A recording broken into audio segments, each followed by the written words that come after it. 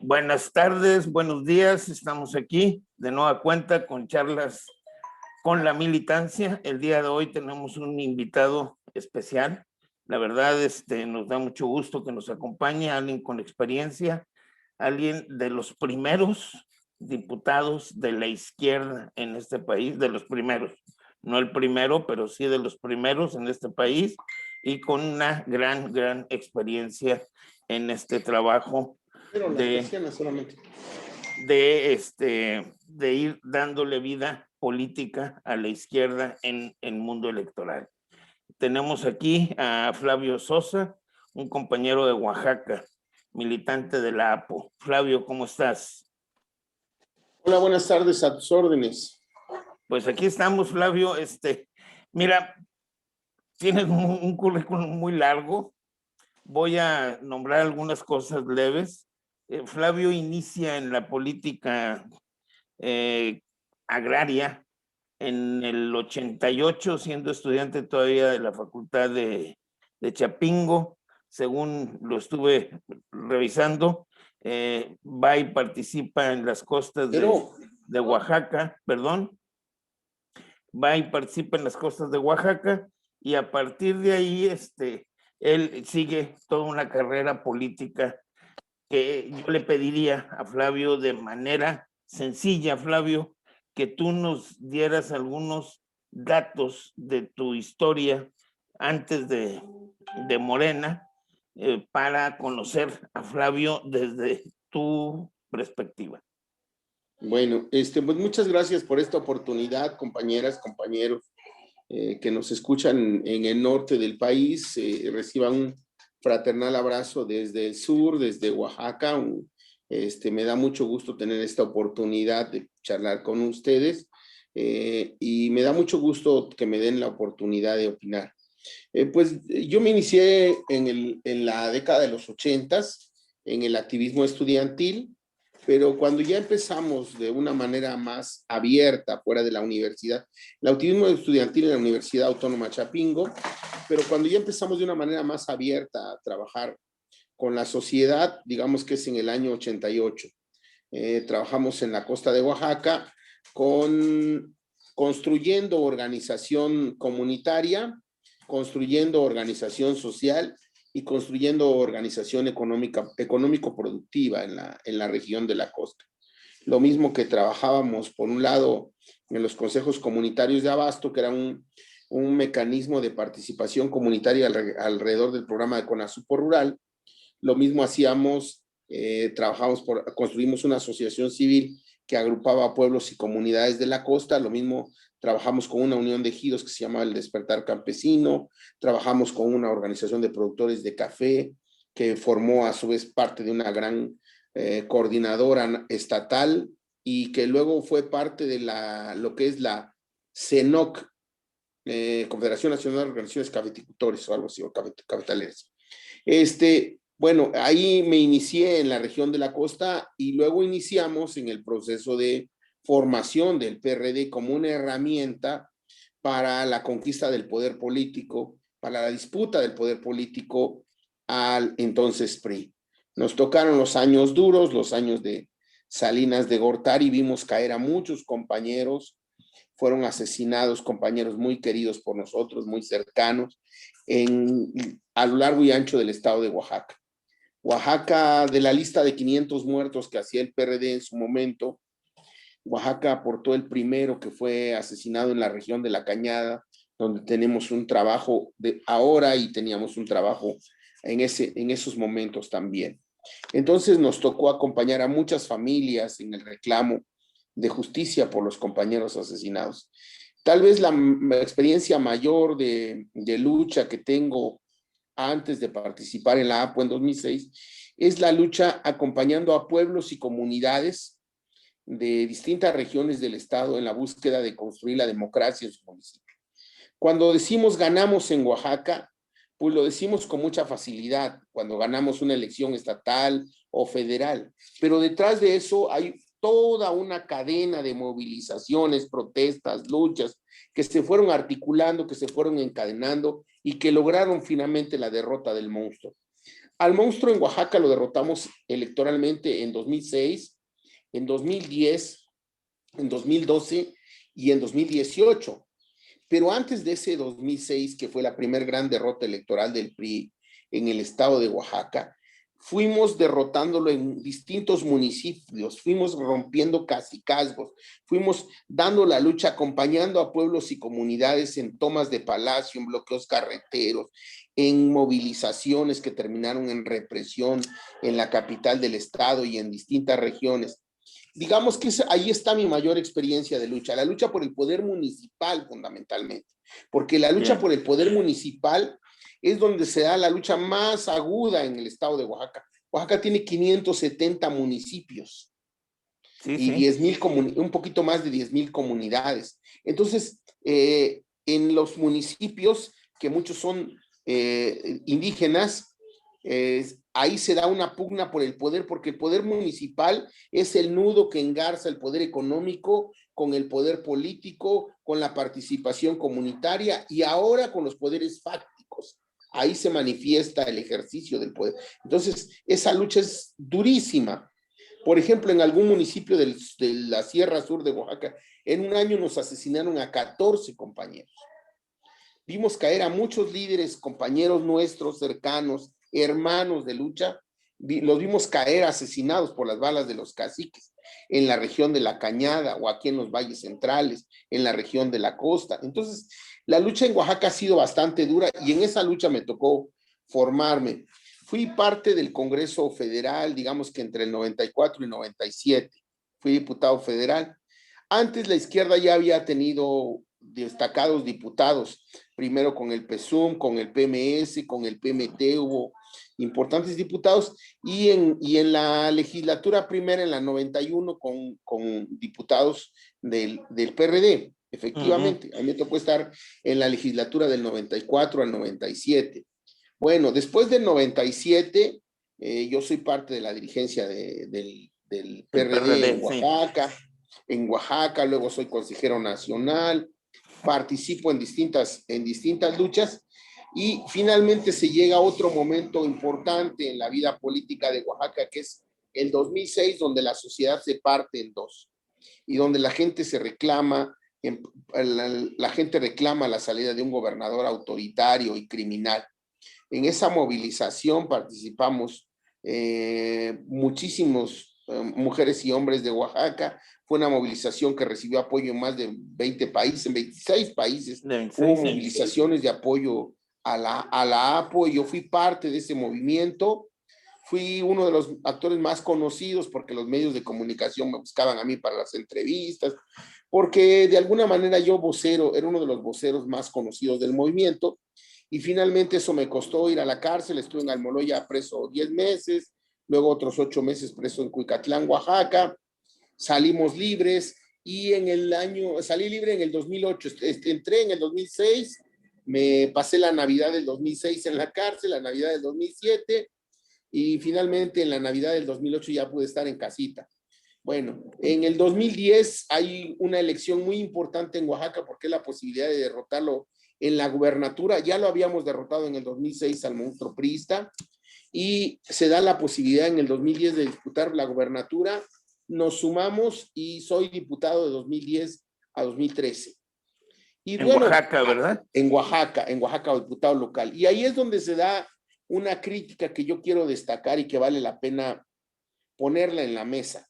Porque a mí se me ha criticado que viniendo de la APO, viniendo de una movilización, de un movimiento tan radical, haya aceptado ser parte del Congreso del Estado.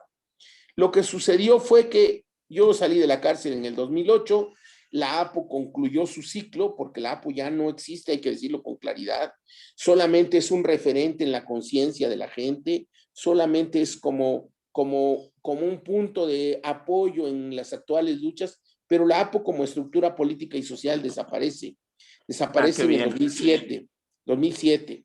Entonces yo salgo de la cárcel en 2008, tratamos de reconstruir la APO, hacemos un congreso, no tenemos éxito, la gente ya no desea participar, fuimos reprimidos con sangre y fuego en el 2006, entonces ese temor, el hecho de que Ulises siguiera gobernando todavía en 2008, pues no permitió que la APO se volviera a desarrollar y las condiciones históricas no se repiten. O sea, los movimientos sociales no se repiten.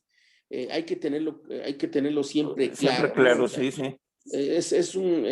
Hay algo que debemos de tenerlo siempre presente. O sea, un movimiento social no se puede repetir a la vuelta de la esquina, ni 20 años, ni 50 años después. Todos son procesos diferentes. Entonces, intentamos rehacer la APO en 2008, no lo logramos.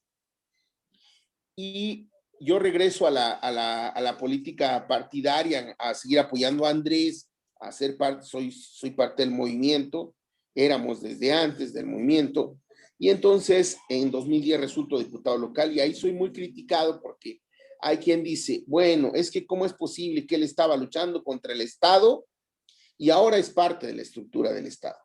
Probablemente haya sido un error haber aceptado ser parte del Congreso, no lo descarto, pero creo yo que era la continuidad de la lucha, porque en el 2010 fue un referéndum en Oaxaca. En el 2010 se puso a discusión, ¿Ulises va a seguir gobernando a través de un delfín o lo podemos quitar?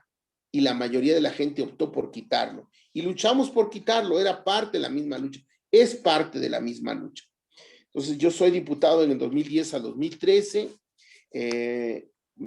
hago mi papel en el Congreso, ahí están las iniciativas, ahí están el papel para que sea juzgado, y finalmente ahora simplemente soy un militante de base de Morena, fui representante de Morena ante el INE en la pasada elección presidencial, tuve el honor de representar a nuestro presidente de la República ante el INE de Oaxaca el año en que derrotamos al monstruo. Es una gran satisfacción. Esa es una satisfacción grande para todos. Saberse vencedor, y finalmente hoy estamos acá tratando de empujar la cuarta transformación desde nuestra trinchera, que es desde la base, desde la militancia. Por eso me da mucho gusto platicar con militantes de Nuevo León. Tocas algunas cosas muy interesantes en esta historia.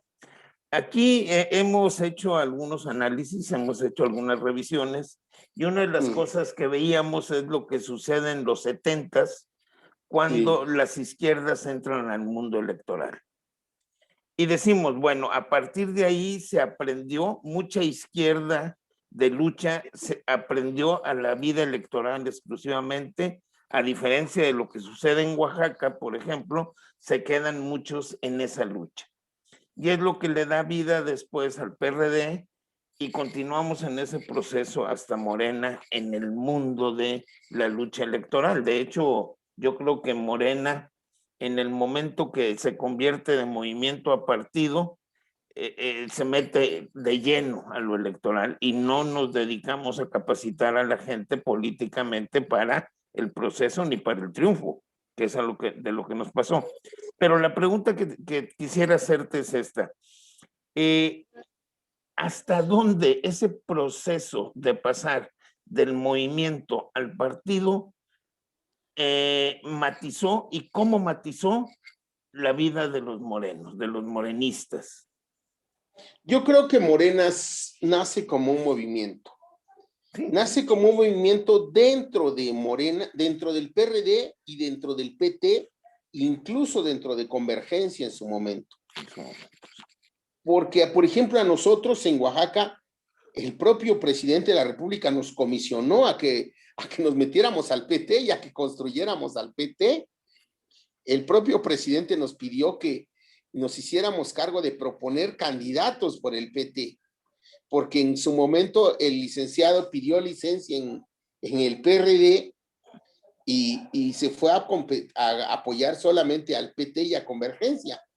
Sí, sí. Me refiero, me parece, al 2009, me parece que fue por ahí, al 2009, 2010, por ahí. Fue eso muy polémico, pues dice, yo pido licencia con permiso y voy a apoyar al PT y a Convergencia. Y a nosotros nos pide en Oaxaca construir el PT, o sea, darle estructura, poner candidatos. Yo recuerdo que a mí me tocó nuevamente regresar a la costa, apoyar a un compañero, a proponer primero un candidato y luego a apoyar, a estar ser su coordinador de campaña. Bueno, pues, pero a lo que me quiero referir es al tema del movimientismo. O sea, nosotros cuando pensamos en Morena, pensamos en un partido que esté apoyando las causas y las luchas populares. Claro. Pensamos en un movimiento, en un partido que sea diferente a los partidos políticos tradicionales, un partido con una perspectiva crítica, un partido vivo, con una democracia interna, un partido que se identifique con la izquierda también, hay que decirlo con mucha claridad. Y entonces, nosotros, los que venimos del movimiento, pues nos seduce la propuesta de López Obrador y nos metemos a fondo a aplicarnos en ello. Por eso es que de repente tenemos fuertes choques o choques permanentes con personas que tienen otra idea de la política, que son pragmáticos simplemente, que solamente han vivido en los aparatos políticos partidistas, y que son burocracias partidistas, que solo han sido funcionarios de gobierno y que ahora, o estrellas, que los llaman y le dicen, a ver, tú eres popular porque juegas fútbol y vente para acá. Y entonces, esa es la visión con la que chocamos, ¿no? Entonces, me da, insisto, esa es la diferencia. Y por eso es que nosotros cuando nos metemos, tratamos de llevar esta visión movimentista a un partido político. Se puede combinar un movimiento con partido político o se puede hacer un partido movimiento, yo creo que sí. El licenciado López Obrador, desde que estaba en el PRD, allá por sus primeros años como presidente del partido, es más, en su primer campaña para la presidencia del Comité Ejecutivo Nacional del partido PRD, Andrés planteó un partido movimiento, a diferencia de los otros candidatos, que quería convertir al PRD en un partido movimiento. Y finalmente Andrés hace la convocatoria para fundar Morena, ¿no?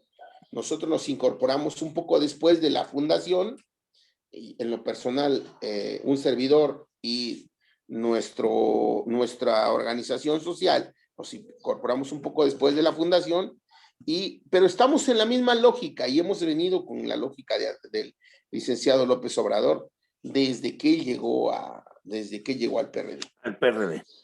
Oye, bueno, sí, ha sido el camino, yo creo, de la inmensa mayoría de nosotros. Y muchos, yo digo, hay tres líneas de formación de Morena: las izquierdas tradicionales, las izquierdas socialistas, las izquierdas que se forman en el 88 con el Frente Democrático Nacional, los priistas salidos de ahí, y los enojados del 17. Eso es lo que digo yo que forma a Morena que está ahorita. Pero nos lleva por caminos difíciles. Tú viste lo que sucedió en algunas alcaldías de la Ciudad de México y lo que nos sucedió en algunos estados como sería Querétaro, Nuevo León, Chihuahua.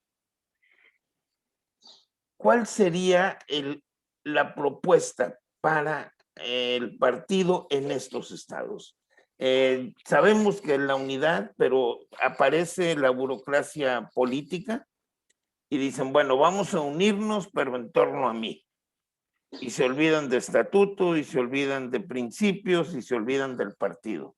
Y vamos a unirnos, sí, pero yo soy el que hago las propuestas. ¿Qué propones tú? ¿Qué nos dirías? ¿Qué nos aconsejarías en tu reflexión con tantos años de lucha? Mira, yo creo que podemos echar cualquier discurso, o todos podemos echar un discurso y decir, por aquí es el camino, ¿no? Todos tenemos una idea de por dónde es el camino, pero cuando no nos podemos poner de acuerdo en cuál es el camino, porque todas las voces tienen una propuesta distinta, pues para eso están los documentos, para eso están los debates en los cuales tenido, para eso tenemos raíces y hay que volver a nuestras raíces. O sea, ¿dónde está la raíz de Morena? ¿De dónde surge Morena? ¿De dónde surge Morena? ¿Y con qué idea surge Morena? Revisemos esos documentos y ahí nos vamos a dar cuenta por dónde tenemos que caminar. Ese es nuestro referente. Nuestros referentes son nuestros principios, nuestra plataforma, nuestros estatutos. Nuestros referentes son nuestros liderazgos. Nuestros referentes es nuestra historia como partido, nuestra historia como partido, su antecedente, las luchas en las cuales hemos participado, las luchas con las cuales hemos sido solidarios. No puede ser, o cómo renunciar, pregunto yo, a que si cuando éramos movimiento, cuando éramos oposición, éramos solidarios con el movimiento ambientalista. ¿Cómo ahora que estamos en el gobierno, el ambientalismo no nos importe? Bueno, es que ya llegamos al gobierno y háganse a un lado. O si nosotros decíamos, la soberanía nacional es un eje, la defensa de la soberanía es un eje de lucha, ¿cómo es posible que ahora podamos renunciar a ese eje por quedar bien con quien tengamos que quedar bien en el mundo? De ninguna manera. Si nosotros estamos contra las injusticias y por la libertad de los presos políticos, pues no podemos aceptar que nuestro gobierno sea un gobierno represor. Definitivamente estoy de acuerdo. Y que genere presos políticos. Pues no podemos. Entonces, ¿hacia dónde tenemos que mirar? Hacia nuestras raíces, hacia nuestros documentos, hacia nuestras bases, para no tener que decir, bueno, sigamos a tal o cual líder, ¿no? Insisto, el partido, yo entiendo, se compuso de mucha gente, no es lo mismo hacer política en Nuevo León que hacerla en Oaxaca, por supuesto. Nosotros somos más Centroamérica, por llamarle de alguna manera, Oaxaca es más Centroamérica, y Nuevo León tal vez es más Texas, ¿no? Aunque no nos guste, pues hay una influencia, pues, cultural, económica, muy fuerte, social, ¿no? Entonces, ¿qué tenemos que hacer para encontrar el punto de partida? Revisar nuestras raíces, apoyarnos en ello, revisar nuestros documentos, la primer convocatoria que lanza el licenciado López Obrador, revisar los primeros documentos y sobre eso construir el partido y entender qué es lo que ha hecho daño a los partidos políticos, no solamente en México, sino en el mundo. ¿Qué le hizo daño al PRI y qué le han hecho daño a nosotros? Pues el oportunismo, la corrupción, el pragmatismo. El pragmatismo es hermano del neoliberalismo. Claro. Digamos, es primo hermano del neoliberalismo. Entonces nosotros no podemos seguir esa lógica pragmática. Lo voy a decir con mucha claridad. Cuando surgió en Nuevo León la posibilidad de que Tatiana Cloutier fuera la candidata de Morena a la gubernatura, en lo personal a mí me dio muchísimo gusto. Hay algo que no se sabe. A los nuevoleoneses nos dio mucho gusto. Hay algo que no se sabe. A Tatiana yo la conocí en el 2006. Y Tatiana era empresaria y estaba apoyando al movimiento de la APO. Y Tatiana estuvo buscando caminos para el diálogo en Oaxaca y ejerció sus buenos oficios para buscar mesas de diálogo, para tratar de liberar a los presos. Entonces, pues yo sentía simpatía con ella desde esos momentos. Estoy hablando de un momento difícil y de un momento de polarización y de definición. Y ella estaba como mujer interesada por la justicia, en que hubiera justicia en un estado como Oaxaca, y vino a Oaxaca y platicamos y tuvimos contacto. Bueno, estando preso, tengo el altísimo honor que la primer carta que yo recibí en prisión fue una postal de mi amiga Tatiana Cloutier. Claro. Digo, y me dio muchísimo gusto. Digo, lloré de alegría, de emoción, porque yo estaba segregado en un penal de máxima seguridad. Y entonces una personalidad como ella se solidarizó. Y no fue por ese gesto, sino más bien por su compromiso democrático, que a mí me dio mucho gusto que ella pudiera ser la candidata a gobernadora. Luego se dieron las cosas como se dieron, y bueno, pues es una decisión del partido, ¿no? Pero hoy tenemos que revisar qué errores hemos cometido para no seguirlos cometiendo y en base a eso caminar. Yo creo que nuestro referente tienen que ser nuestra historia y nuestros documentos básicos, los documentos fundacionales sobre todo. Claro que sí. Mira, pues bueno, ya es que está bien interesante la plática. Ya nos quedan poco menos de 5 minutos para el primer programa. Me adelanto tantito, te digo, seguimos con un segundo programa ahorita. ¿Tendrás? Yo te propondría que termináramos el día de hoy y correcto. con todo gusto en la semana nos ponemos de acuerdo para tener una siguiente charla. Y hacerlo, y ya ver algunos puntos muy específicos. De acuerdo. Yo aquí, bueno, rápidamente y antes de pedirte una conclusión, una reflexión específica, te diría, bueno, el caso de Nuevo León, el caso de Querétaro, hubo alguien que dijo, entraron gente de refuerzo, haciendo, no sé, tú estuviste en esa reunión, haciendo una ejemplificación de un partido de fútbol que no tiene nada que ver con un partido de fútbol, porque no entraron ni siquiera como refuerzos. Llegaron, barrieron a la militancia de Morena y se repartieron todo. Y no porque sea importante la repartición, sino porque llegó un momento en que los militantes de Morena, a los militantes de veras, con principios, les era difícil justificar el solicitar el apoyo para ciertos candidatos. Era dificilísimo. Viene un cambio necesario. ¿Qué tendríamos que hacer con el estatuto para quitarle su verticalidad, que fue lo que a final de cuentas permitió lo que sucedió? Y esto te lo pido así antes de pedirte una reflexión final para cerrar el programa. Yo creo que hay que hacer un congreso que nos permita reformar los estatutos acordes a la nueva realidad. Creo que ahora somos un partido que no tiene que ser el partido del gobierno, que no debe de ser un nuevo PRI. Necesitamos hacer un partido que luche por la transformación estando en el gobierno. Dentro y fuera.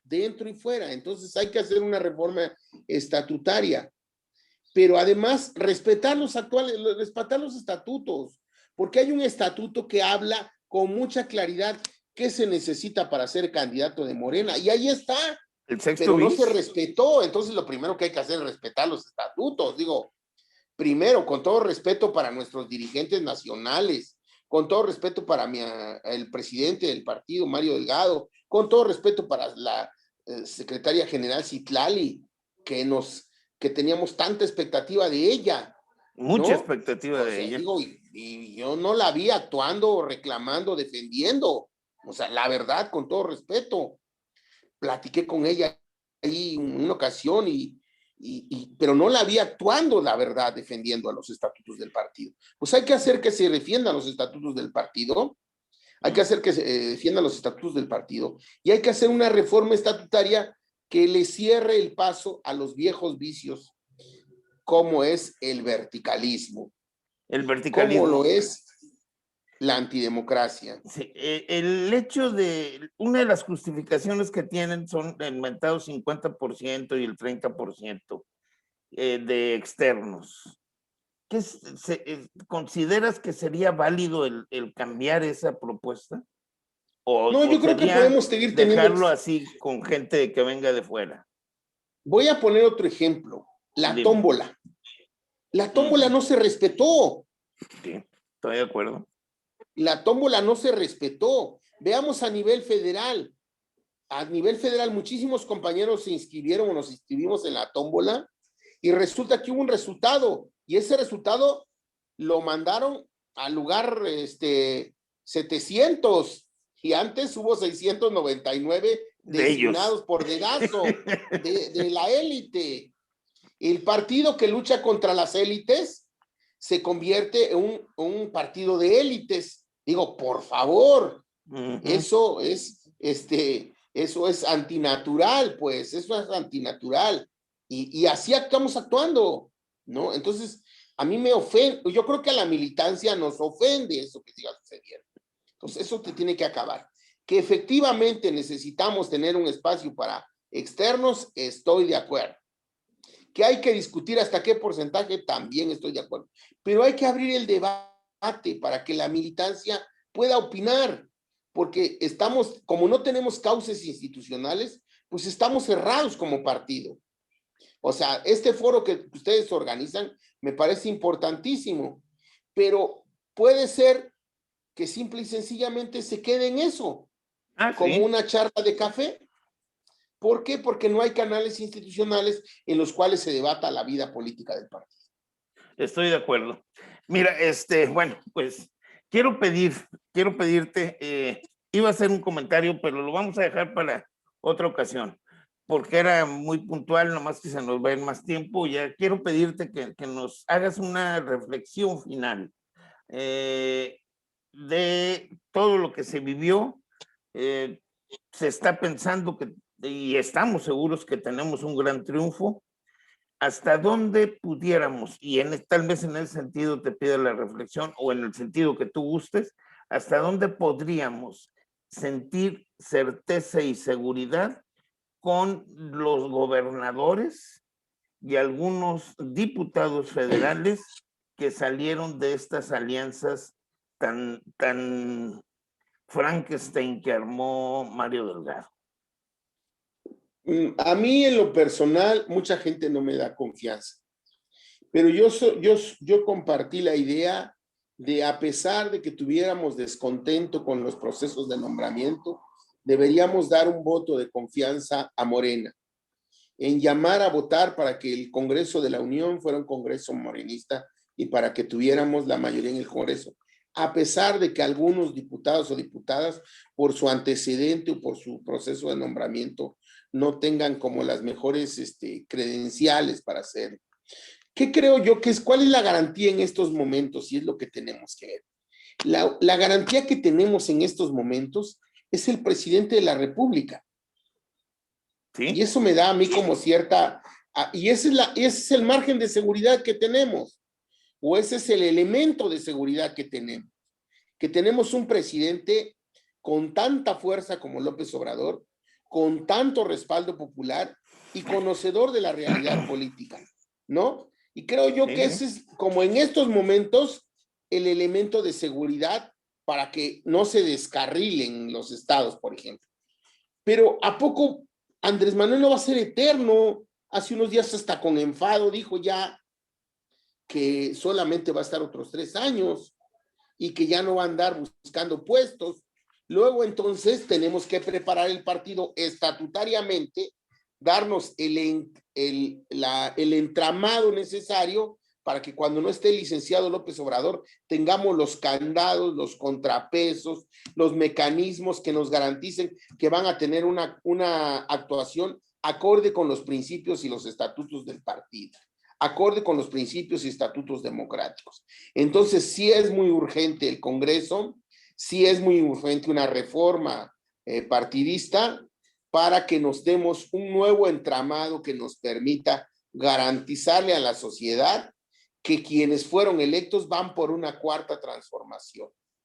Van por una cuarta transformación y no van para enriquecerse o para engordar sus cuentas bancarias. Yo creo que esa tiene que ser la búsqueda, buscar funcionarios, representantes populares, autoridades que tengan una perspectiva democrática, que tengan una perspectiva transformadora y que no solamente sean esclavos del dinero y de intereses inconfesables.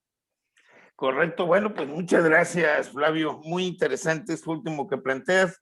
Yo agregaría, tenemos 2 tareas a corto plazo, una que es tareas para los militantes de Morena a corto plazo, para la ciudadanía en general, que es la consulta para el juicio a los expresidentes, tema del que habría que platicar próximamente, y una segunda que sí lo tocamos, que es el cambio de la dirigencia nacional y las dirigencias estatales de Morena. Luego viene en el 22 el referéndum para ver si seguimos con el licenciado Andrés, que yo tengo toda la confianza del mundo en que la gente lo quiere y lo va a mantener. Luego entraríamos ya en la carrera final del 24 con los 2, 3 periodos que se nos puedan presentar de algunas elecciones en algunos estados. Muchas gracias y pues la verdad que fue muy interesante platicar contigo. Dejas cosas muy buenas en el tintero, pero nos da oportunidad de volver a comentarlo. Espero que pronto podamos hacerlo. Gracias, Flavio. No sé si quieres despedirte de la gente. Pues un fuerte abrazo, muchas gracias, compañeras, compañeros de Nuevo León. Gracias por esta oportunidad de charlar. Estoy a sus órdenes. Gracias, Flavio, y hasta luego. Para servirles con más armas. Hasta luego.